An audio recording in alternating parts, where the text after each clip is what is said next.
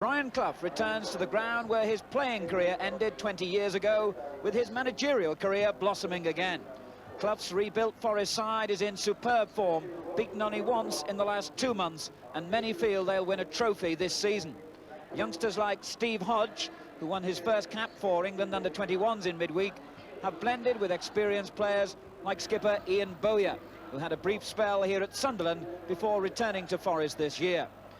But injury to another former Roker favourite, Colin Todd, means that Bowyer today plays at left back, with Bryn Gunn moving across to fill Todd's place, and Colin Walsh is in midfield. Forest are 5th in the table, 5 points behind the leaders Liverpool, and they've gone 5 league games without defeat. Sunderland are just 3 places off the bottom, and they react to their lean spell by leaving out Ali McCoist, who hasn't scored for 4 matches. He becomes substitute as Sunderland go back to playing 4 men in midfield. Mick Buckley returning to the side after injury.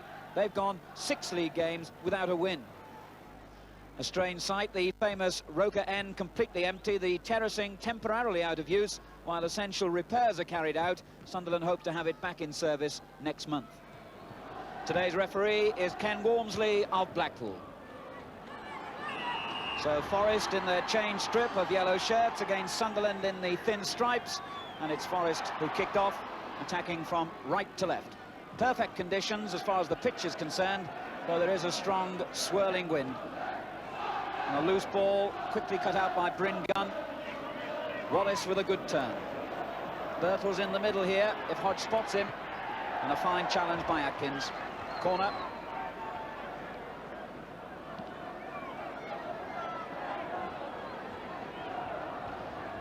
The massive figure of Willie Young just coming into the picture, although the corner is played short. And a disappointing cross means that Sunderland have a goal kick.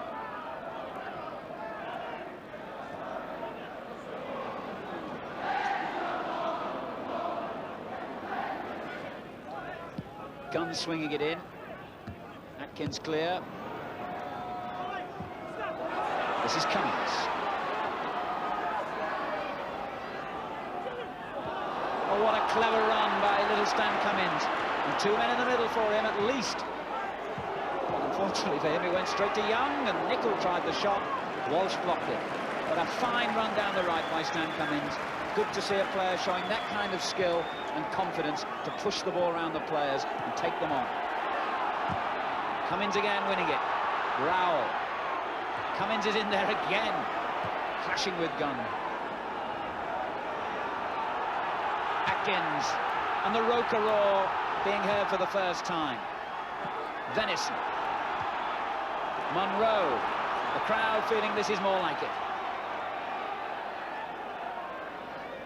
Pickering. Jimmy Nicol. In towards Rowell, but clever play by Bryn Gunn, who allowed the ball to run through.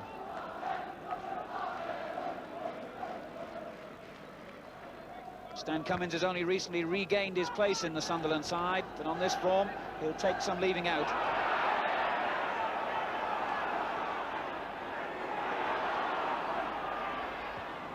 Venison. Good return ball for Buckley. Cummings again. And a fine run by Venison. What a good first half he's having. The cross deflected, and the goalkeeper did well. Venison eager to attack the empty space down the right, but the cross deflected for the goalkeeper to save.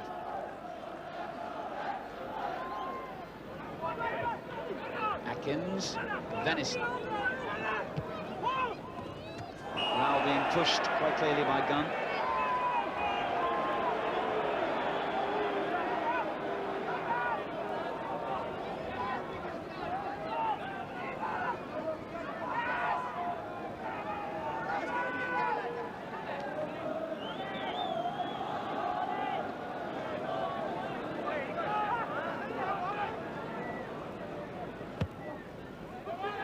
Floated in towards Nicol, although it was Young again who won it.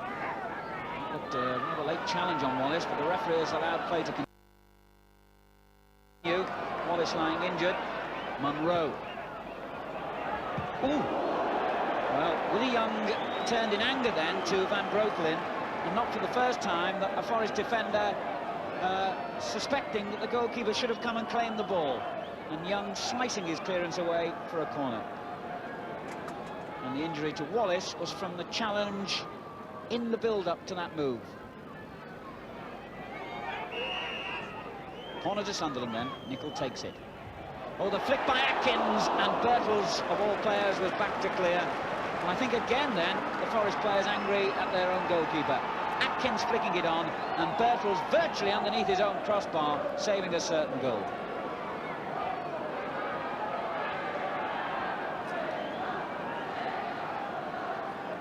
So another corner, and again it goes towards Atkins, but this time Swain behind him cleared. And Walsh hacking the ball away. Forest charge forward. Benison playing it into the trap that Forest had set. And Buckley was the player who sprung that trap, or tried to, but failed.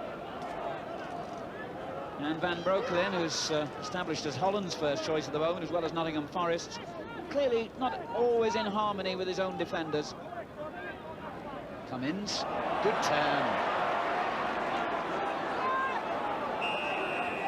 And Stan Cummins, who occasionally enlivened the first half, the last player to receive the ball in it. It's a game that has threatened to burst into life, but hasn't as yet. Some good football in midfield, but both teams rather lacking in ideas around the penalty area. Sunderland 0, Nottingham Forest 0 at half-time.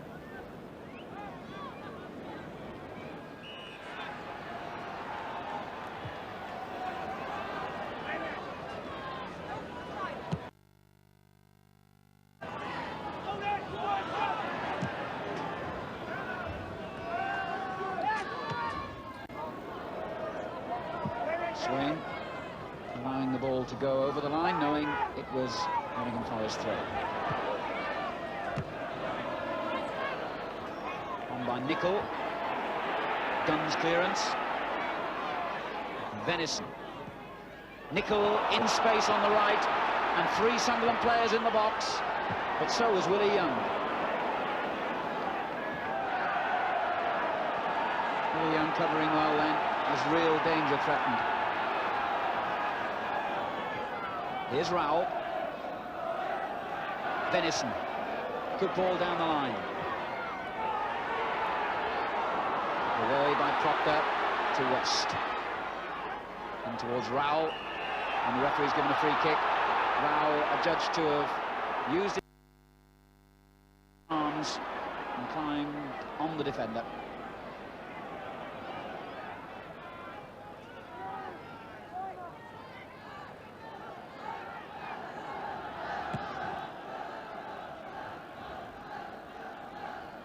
Wallace doing well to Birtles. And Wallace again.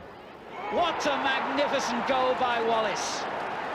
In the 52nd minute, Nottingham Forest take the lead, and the old 1-2 between these two players who are forming such a successful partnership pays off. Wallace with the initial through ball, Birtles giving it back to him, and how well he finished. So Sunderland 0, Nottingham Forest 1. Ian Wallace gets his 10th goal of the season, and between them these two have now got 18 goals, and more significantly have helped to make so many goals for each other. And I wonder what the watching Justin Fashion, who of course has had his problems this week, will make of that. As these two continue their successful linking, his chances of getting back in the first team even more remote. Alan McCoist ready for action, and Alan Durbin, his manager, sitting by him.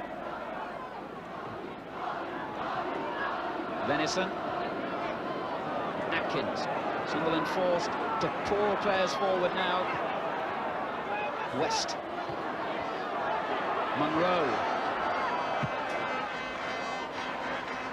Rowell's knocked down. Gunn cleared it, didn't know what it was. Hodge slicing it straight to Munro. Over Young's head to Cummins. The shot blocked by Bowyer. Robertson. Birtles foul by Venison. Free kick to Forest, and that will enable Sunderland to make their substitution to the delight of the crowd. And the player who'll come off will be Nick Pickering. in the England under-21 squad in Greece. He's had a disappointing game, though the crowd reacting angrily to his going off, but happily, I'm sure, to Ali McCoist coming on. Not been at his best today, Pickering, and now McCoist, top league goal scorer for Sunderland this season with 6 goals, comes on. Gunn safely back.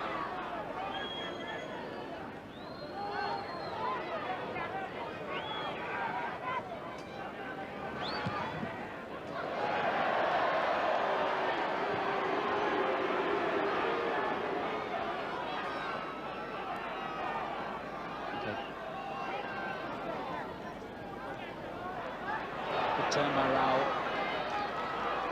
Here's McCoist. Nickel in. Young away. Comes to Cummins. Van Broeklyn did well. Cummins quickly onto that. And trying the snapshot. But Van Broeklyn down to smother the ball.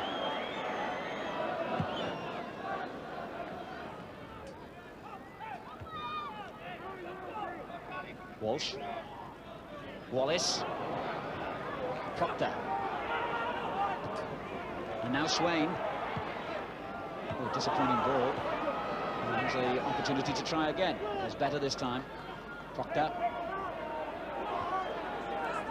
Young. In it goes to Birtles. And this time, no misunderstanding. Turn her out quickly. Very good kick, though.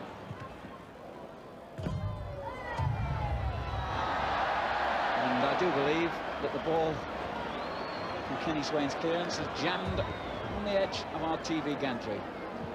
Well, I can promise Sunderland we will let them have it back. McCoist. The header by Rao and a fine acrobatic save by Van Broeklyn. McCoist whacking it into the box. A dramatic looking header by Rao and Van Broeklyn snatching the ball by the post.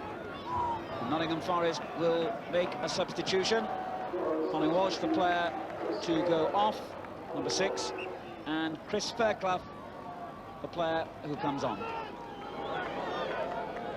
Problems continue then for Alan Durban, the Sunderland manager, in the centre of the picture. This is Wallace.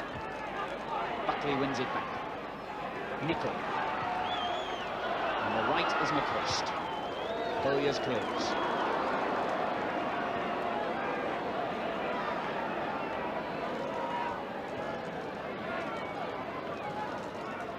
Rao. Dennison in. Means a good turn. Fairclough gets back to Robin, though. And Hodge clears.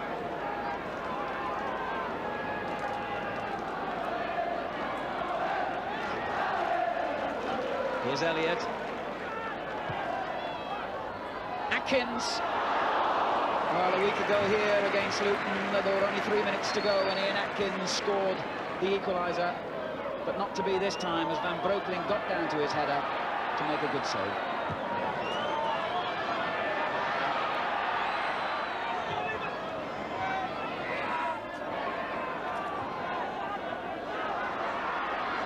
A shot by Cummins against the defender. And that will be the final action of the game. Brian Clough disappears quickly, knowing that his side have gained 3 more valuable points, thanks to this man, Ian Wallace, scoring that goal in the 52nd minute. Nottingham Forest continue their good form. Sunderland continue to struggle. Plenty of effort on their part, but one wonders whether they've got the quality players to lift them from their lowly position. The final scoreline here at Roker Park, Sunderland 0, Nottingham Forest 1.